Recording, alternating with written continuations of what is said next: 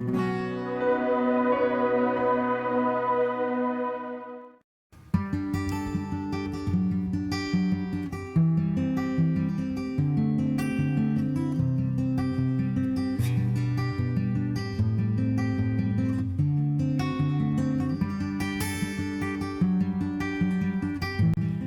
Cooperativa Agroenergie Bergamasche nasce nel 2007.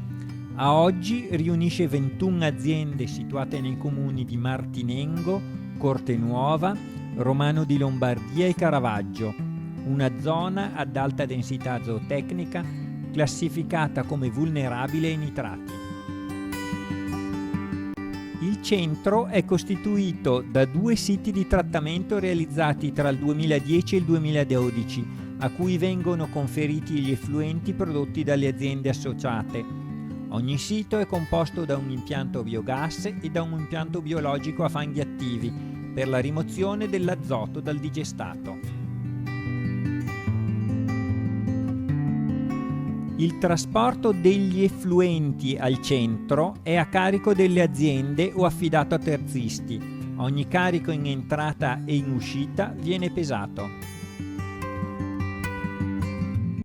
I liquami vengono scaricati in una vasca di ricezione interrata e miscelata. Da qui vengono avviati direttamente al digestore. I materiali palabili vengono stoccati all'interno di capannoni e di trincee. Sono introdotti nel digestore attraverso appositi container di carico oppure miscelati ai liquami nella vasca di ricezione. 2 impianti di digestione anaerobica sono costituiti ciascuno da 4 fermentatori parzialmente interrati con copertura a doppia membrana.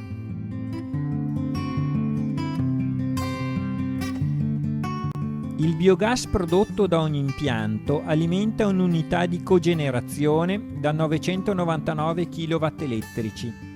L'energia prodotta viene venduta e usufruisce degli incentivi al kilowattora elettrico.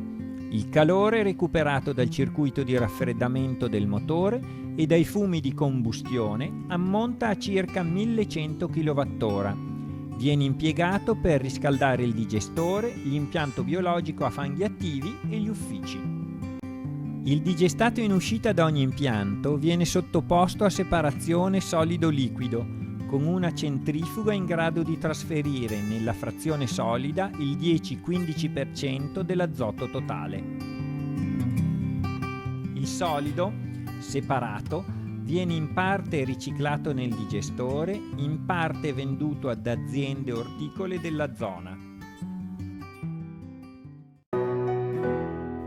La frazione liquida viene raccolta in una vasca polmone da cui viene prelevata e avviata all'impianto a fanghi attivi per la rimozione dell'azoto, secondo il processo biologico di nitrificazione-denitrificazione.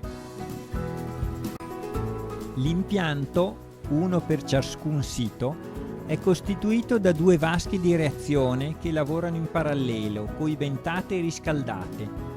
In ogni vasca si realizzano 6 cicli di lavoro al giorno. Ogni ciclo è composto da una fase di carico del prodotto, una fase aerobia, una anaerobia, una fase per la sedimentazione dei fanghi, cui segue lo scarico del prodotto trattato.